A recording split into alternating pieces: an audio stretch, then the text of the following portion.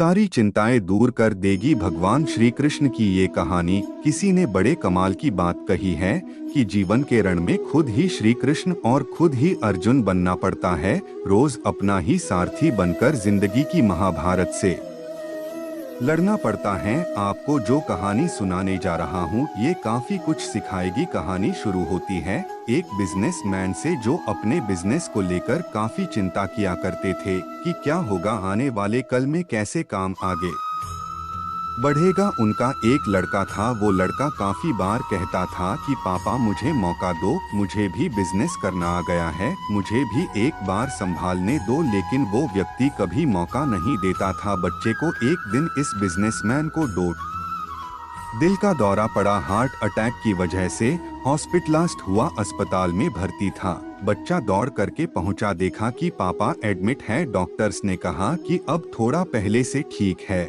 धीरे धीरे रिकवर होंगे। इस लड़के ने अपने दोस्त को कॉल किया कि भाई आजा, मेरे पापा एडमिट है। और वो दोस्त आ गया। उसने पूछा क्या हो गया पापा को, सारी बात हुई। उसके बाद ये जो बिजनेसमैन का लड़का था उसने बोला चलना बाहर चल के आते हैं, बहुत देर हो गई। इधर अस्पताल से बाहर निकले तो एक आइसक्रीम वाला दिखाई दिया। बिजनेसमैन के लड़के ने कहा कि भाई आज आइसक्रीम खाते हैं। वो लड़का चौंक गया।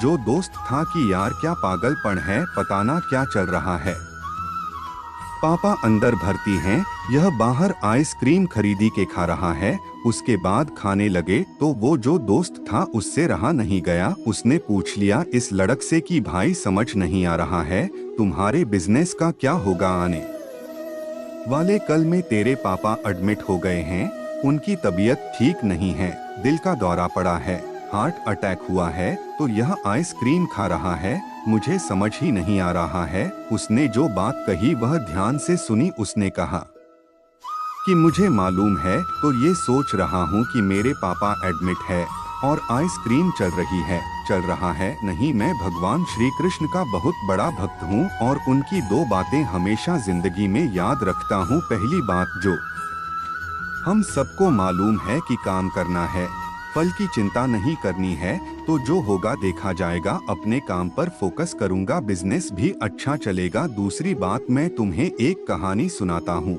समझ में आ जाएगी। भगवान श्री कृष्ण की जो पत्नी थी माँ रुक्मणी, इनका विवाह हुआ तो जो बड़ा बेटा हुआ उसका नाम प्रद्युम्न था। और प्रद्युम्न के जन्म के 10 दिन बाद ही प्रद्युम्न का अपहरण हो गया। छोटे बच्चे का माँ रुक्मणी नाराज रहने लगी, उदास रहने लगी। क्या हो गया है?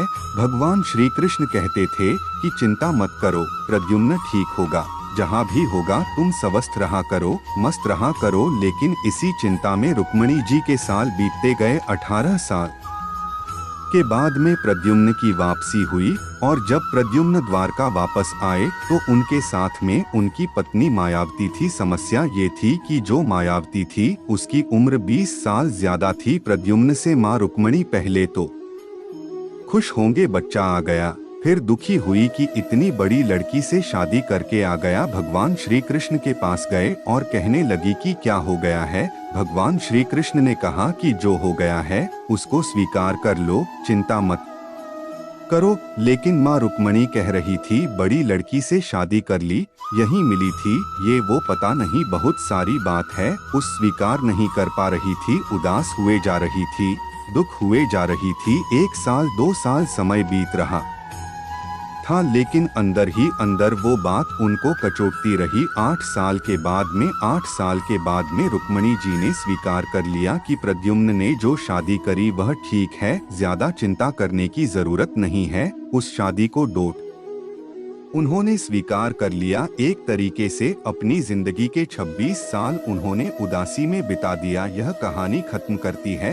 लड़का बोला कि भाई मैंने भी जिंदगी में स्वीकार करना सीख लिया है, क्योंकि भगवान श्री कृष्ण कहते हैं कि जो हो रहा है उसको स्वीकार कर लो, जिंदगी अपने आप सहज हो जाएगी। छोटी सी कहानी जो 2 बड़ी बातें सिखाती है और यही बात है आप तक पहुंचाना चाहता था कि जिंदगी में जो हो रहा है, जिंदगी चलती चली जाती है, आप भी चलते रहिए, जो होगा अच्छा होगा। अच्छे के लिए होगा। एक बार फिर से कहना चाहता हूँ, ऊपर वाले के आशीर्वाद के साथ, अपने सच्चे प्यार के साथ, अपनों के प्यार के साथ, एक बार फिर से वही बात जो अक्सर कहता हूँ, कर दिखाओ कुछ ऐसा कि दुनिया करना चाहे आपके जैसा।